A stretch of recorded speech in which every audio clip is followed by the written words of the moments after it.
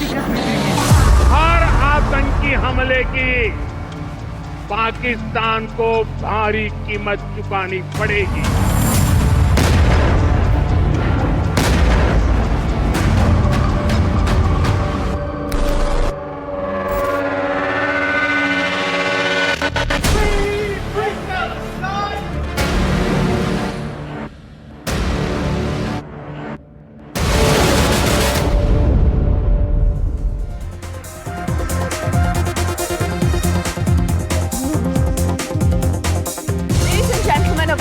And thank you for tuning in here to News Night. I'm Deepti Sachdeva. The story that we put our focus on today is extremely significant because you're looking at terror, ladies and gentlemen, literally tightening its grip when it comes to the free world. Because what happened earlier today is significant. Now, in the heart of Washington, D.C., you have Israelis gunned down in cold blood. Just 30 days after you have tourists who were ambushed in India's Pahalgam. 22nd of April, remember that date. And those two images already up on your screens. So there are two nations, but there is one sinister threat. What is that? Radical extremism with a global footprint. So is this just a coincidence? Strike at countries that dare to stand tall when it comes to the fight against terror.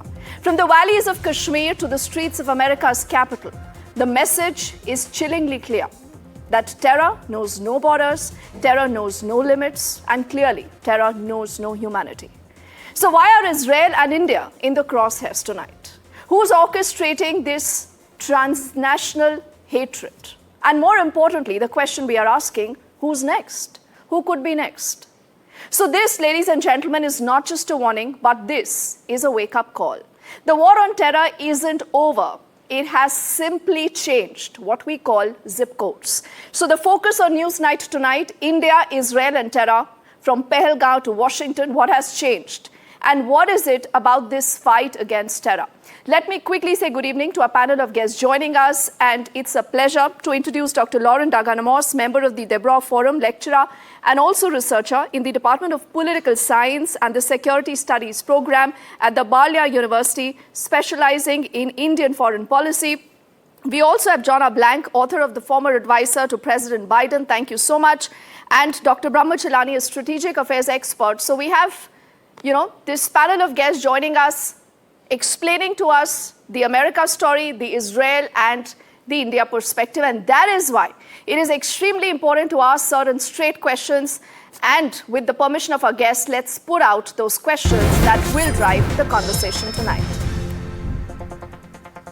The first straight question is going to be up on your screens, ladies and gentlemen, and that reads, attack in Washington, is that an eye-opener for US against radical terror outfits? Because for the longest time, the charge on the US is that it gets complicit. How could something like this happen? And no one had a whiff of it. That is a lead to the second question. Has the US been caught literally napping again in its own backyard? We say again because we all remember what happened during 9/11. This brings us to our third straight question on the show tonight that we will be taking to our panel of guests. Is this a lonely battle when it comes to India and Israel? Essentially, yes. And the battle that both countries, whether it is India and Israel, have been fighting valiantly for the last many, many years. The fourth straight question. We've seen the Prime Minister earlier today in Bikaner in Rajasthan, and he's put out that latest straight warning to Pakistan. Does that also mirror Israel's resolve when it comes to the fight against terror? Could there be a larger coalition of sort also between the two countries when it comes to that fight? The fifth and the final straight question now that is up on your screens. Is it time, ladies and gentlemen, for the US that calls itself a quote-unquote superpower to rethink counter-terrorism, about how they approach the issue and stop being self-centric, as the charge is? Let's begin by Dr. Lauren to understand what is his perspective essentially also on when we see this fight against terror. And on our screens, we will keep these two images because we are talking of Pahalgam, we are talking of Israel, and no one has forgotten that when it comes to the fight against terror, Dr. Lauren, we've seen both India and Israel fighting their solo battles. Yeah, actually, first of all, I want to say I'm so sad because today it's 1 month for the Kashmir terrible attack. Yesterday, the attack in Washington. And it's an example again why India and Israel should do more about counterterrorism. India and Israel are facing the same radical Islam, the same radical attacks in Israel, in India, and outside. And it's very important that these countries, with the United States, hope, will try to cooperate and do everything they can do to deal with this radicalism. Okay, I think that's an interesting and a very brief comment, and we'll take the opening brief comments from the other two gentlemen also on the show. And as I do that, I'm also going to be requesting our team to put out some graphics, because this will help you understand that when it comes to the fight against terror, how has the US responded to acts on its own soil, whether it is a 9/11, to how India has done this, and to how, a lot of the terror that emanates from Pakistan has been dealt with, and how Israel has done this. And this is where I want to get Jonna Blank before I get it Dr. Brahmachalani. Now, Mr. Blank, in your opinion, when you look at America, when it comes to fighting perpetrators of 9/11, we've seen how the US has responded. There were no conversations. No one was telling America to ratchet down tensions. Osama bin Laden had to be captured, and it was done. So can America continue to be self-centric in Israel, and India continue to fight these solo battles? Is this not a wake-up call for the world? Well, thank you for having me. So, I think it's important not to get ahead of ourselves. This horrendous act in Washington so far appears to be the act of a single individual. There is no evidence whatsoever of any larger group. It's a horrific act, it's an inexcusable act, and the perpetrator will most likely spend the rest of his life in prison or be executed. We don't have any indication that it goes beyond that one individual at this moment. The larger question of what we should be doing to fight terrorism is not an issue of just India or just Israel or just the United States. It's a plague for all nations. The Pahalgam attack, for example, is, as you know far better than anyone, one of the most recent terrorist attack perpetrated against India with a connection across the border. No, you're right. But then the US said that there should be conversation between India and Pakistan. The problem is that you cannot talk about Pakistan and India in the same breath. How can the US do that?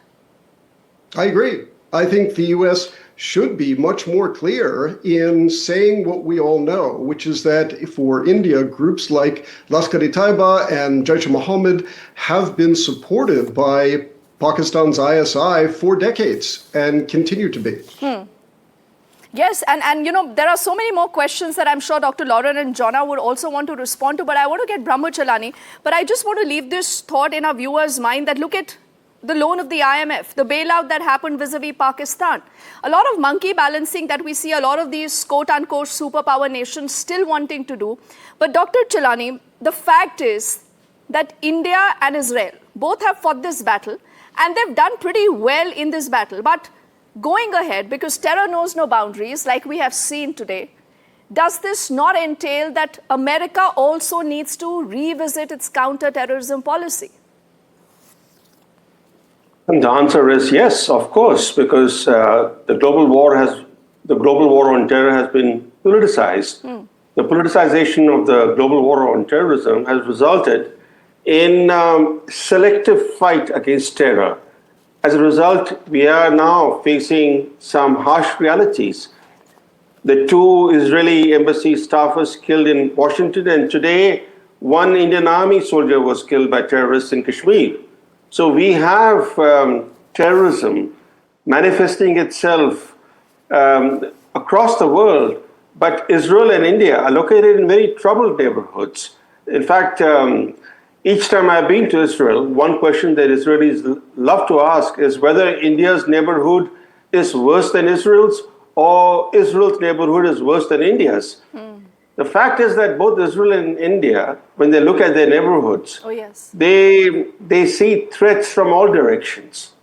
And these threats tend to come from state and non-state actors, but even state actors tend to use terrorists as instruments of state policy. And that's the reason why recently we had the India-Pakistan military hostilities. In the case of Israel, it's fighting non-state actors like Hamas, Hezbollah, Houthis, but the states in Israel's neighborhood also have promoted politicization and radicalization. They have radicalized societies, they have funded societies, they have funded extremist groups. That's how Israel faces potent threats in its neighborhood. But to answer your larger question, we need to really bring the war on terror back on track. We need to reorient the global war on terror. We need to reorient it so that we focus not just on eliminating individual terrorists. We need to focus actually on the infrastructure of terrorists as well as the ideology that drives terrorism. Because discrediting the ideology that attracts attackers, that leads to terrorism, is very important. It's of course, it involves a long-term battle, but the focus also needs to be on discrediting the ideology of radical Islam, because that is what's promoting terrorism in many countries. I think that's a good point. Mr. Blank, do you want to take this ahead? Because the point is, it is an open secret that when it comes to America's war against terror, it is self-centric. It is only and only about the American interests. It's clearly not about the world. It is not about India. It is not about Israel. Yes, well, I think the United States has a long history of being self-centered, of thinking the problems of the United States are the most important problems in the world, and asking all other countries to care about our problems while we all too often don't really care about other people's problems. And I think that that's more true today than it ever has been the case. So on the question of should the United States do a better job of actually caring about and acting on behalf of our friends and partners, not just India and Israel, but all of our friends and partners, I completely agree. Yes, but the point is, why is that not happening? Clearly, Dr. Lauren, there is an admission that there is more that US, the so-called superpower, will need to do. If you just look at how it has dealt with what was happening between India and Pakistan, what is very clear is that you cannot be speaking about both the countries in the same breath.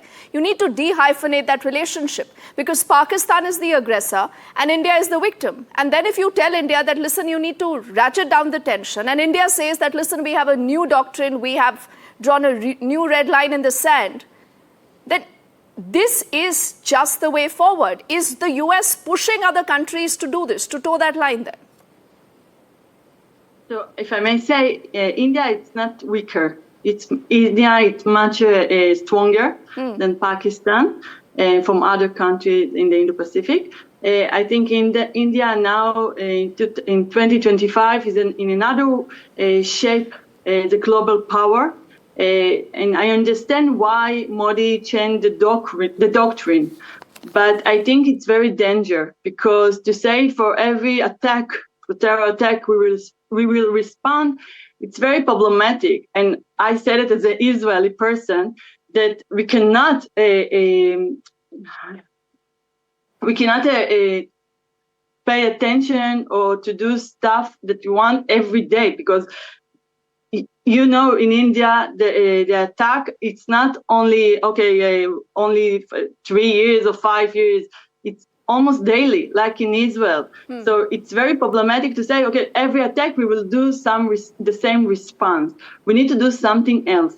And I think that Modi took really little risk here. And I hope it pay for India. I really hope so.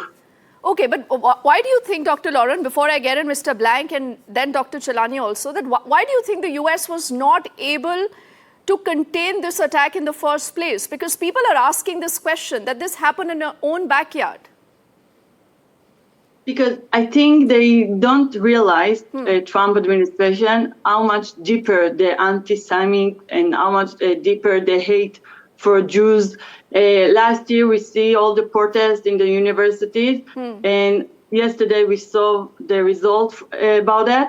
And I don't think that the Trump administration really understands the trouble and the problem in America today, as he didn't understood India-Pakistan crisis in this month.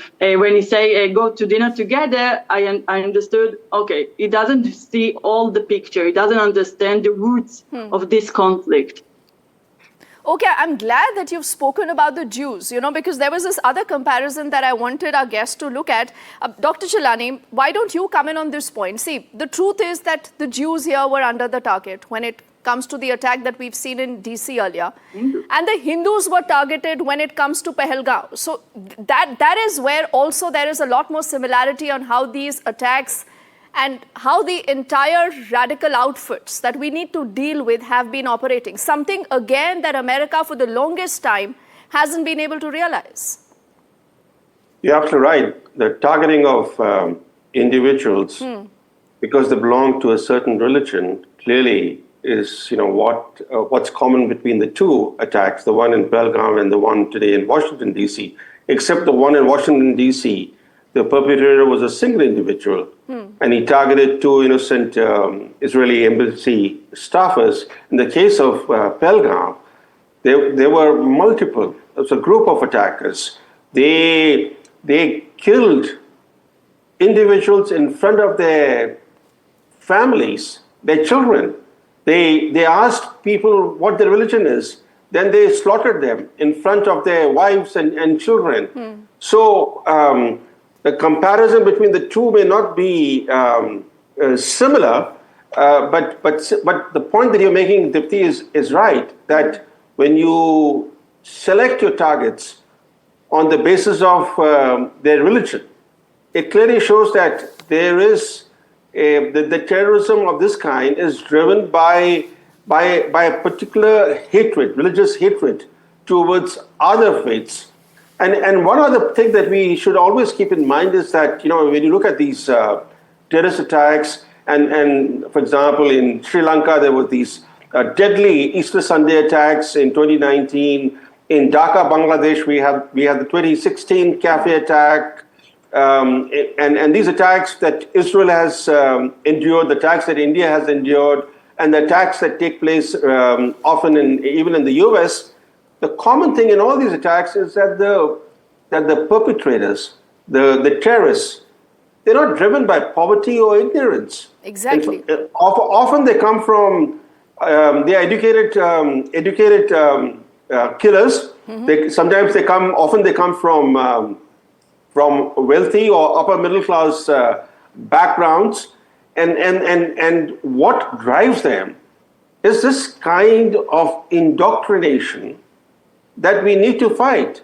How is it that certain ideology or ideologies are able to indoctrinate people's minds to the extent that they turn humans into savage beings? We need to deal with that reality as to how ideologies are making people turn into killers. Okay. I just have the last couple of minutes, so we'll give 30 seconds to all our guests, because now I want to look at the road ahead. We've seen the problem, we've acknowledged it, we've called out America, but I don't think that is more than enough. There needs to be some kind of a coalition, because Dr. Chilani, you would also remember, Dr. Lauren and Mr. Blank, that when 9/11 struck America, America was speaking of this global coalition against terrorism. Whatever happened to that? Mr. Blank? Yes, well, the post 9/11 U.S.-led coalition was, as you quite rightly point out, rather self-centered. Yes. There's nothing that really should surprise us about that. The United States is a rather self-centered entity, and I would suggest that all countries really look out for their own self-interest. We right now have probably the most inward-looking administration in American history. we can say that's a good thing, a bad thing. Personally, I think it's a bad thing, but I think it sort of is not really the point for terrorism. Terrorism should be condemned by all nations, regardless of who the victims are and regardless of who the perpetrators are. No, but I have a little issue with that statement, Dr. Blank. You know, we've seen condemnation for far too long. Yes, we've seen every country condemning what happened in Pahalgam, but that's about it. Remember, Pakistan, the rogue state, was granted a loan in spite of everything, tons of evidence, Dr. Lauren, against them. How could that happen? If the US did not want this, this would have not happened. Now you have China wanting to cock a snook at India, Dr. Chelani, because just about yesterday there are reports coming in that China wants to have the CPEC through the POK, the Pakistan-occupied Kashmir. We also know that Pakistan gets more than 81% of its ammunition, the defense equipments coming in from China. And clearly, Dr. Lauren, these are facts that the US is not oblivious to. Yeah, but again, the US, of course, it's on the focus, but where is Europe? Where is other countries? You had a Mumbai attack in 2008, and we had a October 7th. And today, I don't see any almost European country that say, okay, we need to stand by Israel. We understand why Israel is reacting like that. Because October 7 was awful. It's like 9/11. It's like the Mumbai attack. Yes. And look how Israel look today from the Europe aspect and for other countries. So it's not only United States. It's the whole world. The Hippocratic attitude. That, as you know, Dr. Zheshchenka said it in every stage, that is very hypocritic and very problematic attitude through the terror. And that's why it's very difficult that only Israel, only India by herself dealing with the terror. So, Dr. Chelani, the last 30 seconds to you, sir. What happens next? What should be done? Well, the most important thing is to take the geopolitics out from the global war on terror, because everything that relates to terrorism is viewed through the geopolitical lens. If you take China, you were mentioning China. China has incarcerated more than 1 million Muslims in Xinjiang, more than 1 million. They are rotting in prisons. And here is China providing diplomatic and military cover to Pakistan to continue to export Islamist terrorism to India. That is the kind of perversion that we have seen in the fight on terrorism. And that's the reason why even the United States, which supposedly is leading the global war on terror, it politicizes the war on terror to the extent that, as you pointed out earlier, that the victim of terror is being equated with the perpetrator of terror in the case of in the India-Pakistan context. So this has to end. This has to clearly end. We have to recognize that terrorism is a threat to civilized world. It's a threat to democracies in particular, because terrorism seeks to end pluralism and civil liberties. It seeks to create a different kind of society, and free societies need to fight terrorism unitedly. You're right. You're absolutely right. And you said that apparently America is leading this fight against terror. Is it? We'll let our viewers decide this. Dr. Lauren and both gentlemen, thank you so much for your time, for speaking to us and getting us your perspective. Let's also get you Newsnight spotting shot now.